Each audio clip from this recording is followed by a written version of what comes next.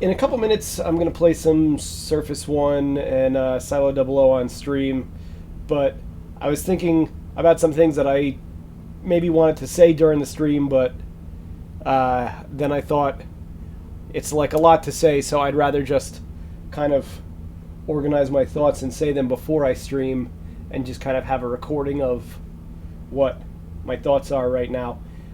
This is going to be the first time I play Silo Double O since the record became 120 by Ace. And for a while now, I've been trying to get the system world record, which is Goose's 123, to either tie or beat that. And since Ace started going for 120, the thought has crossed my mind a few times to switch over to English, because that version is potentially faster. And I guess, the idea would be to try and go for some sort of like lottery ticket result, like Lockwood skipping to 112, essentially, like that I could just like skip straight down to 121 while it was still a world record, or maybe even 120 as an untied world record. But that was never really realistic, and my other thought was, okay, I'm trying to get this system world record. If I switch to English and get a 123 or a 122, but I don't get 121, like the idea of switching to English would be to, do this Hail Mary of trying to get 121 quickly. If that doesn't happen, and I get 122 or 123, which I mean is still great. Like, I don't want to complain about getting 122, 123 if that were to happen.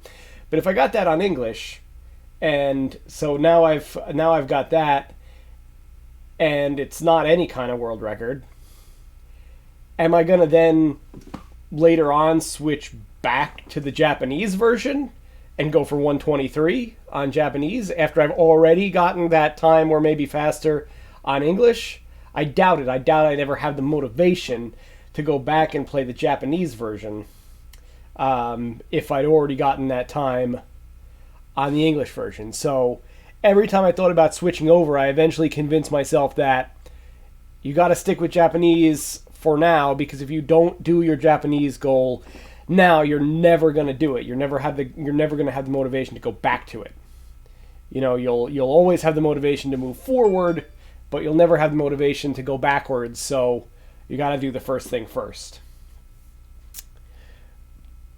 I did really want to at least get 123 on the Japanese version, and then start playing the English version going for faster than that before Ace got 120. So kind of the race in my head was I really wanted to get the NTSCJ 123 before Ace got his 120. Basically because that would mean that there would be at least like one day in time where 121 was the record, Ace was going for 120, me having 123 as my PB, like 123 sounds a lot more competitive than 125, which actually is my current PB. 123 would be my PB. I would, start stream the next day, playing on the English version, and then, a couple people at least might take a look at that and say, this guy's got 123. That's his PB. He's still playing. He's still trying to go faster. He's switching over to the faster version. Maybe he can beat that 123. Is he going to get 120 before Ace does? Now, it's still incredibly unlikely, right? We're still talking about that as like a lottery ticket sort of result. But the idea that I would even get to that point where I'd be playing, for 120 at the same time as Ace is. I've told this story before in other contexts, but the last baseball game that I ever played in high school, during the game I hit 2 doubles. And late in the game I came up again with a chance to maybe win the game for my team, and I wound up striking out. So it was kind of a bittersweet game in that I played a good game. I had a good offensive performance with 2 doubles. That's always a good game.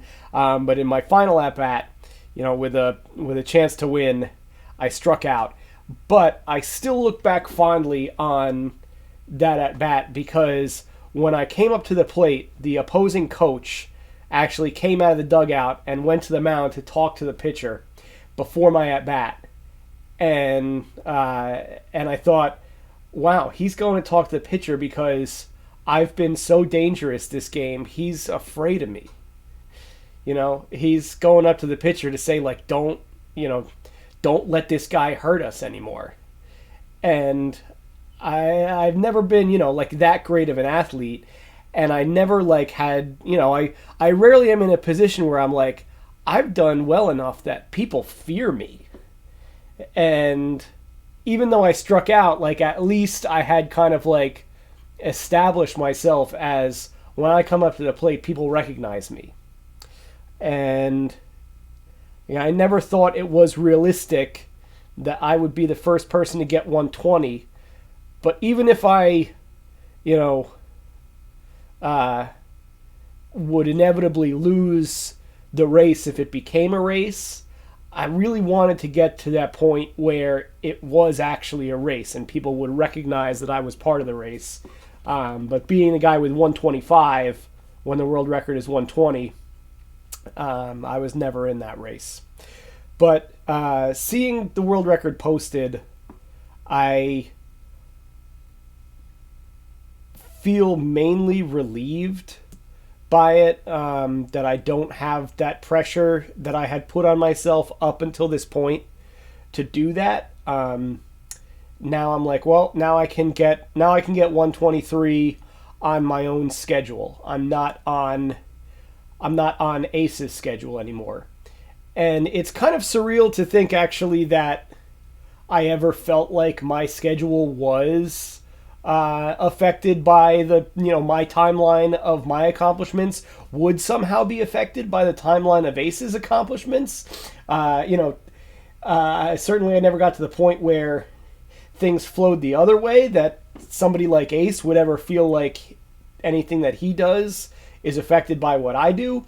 But in the past, it never even was possible for the reverse of that. Like 2.5 years ago, I was going for Depot 26.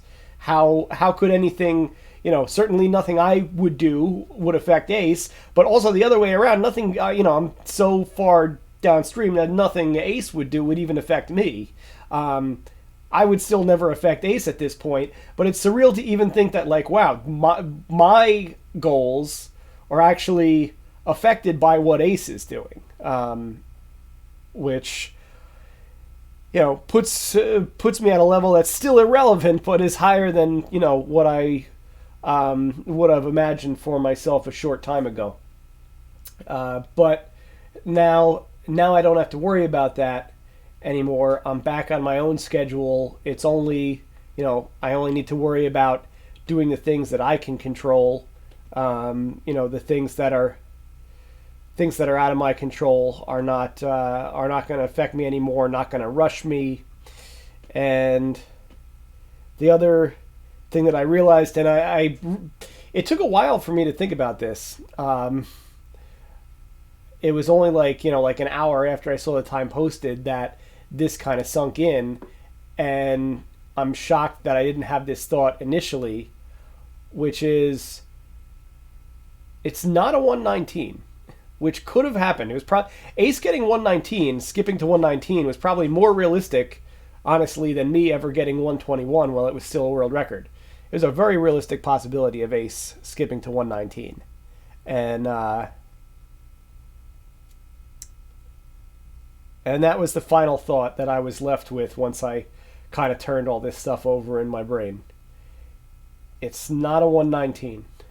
And that's maybe the best thing that could have happened for me.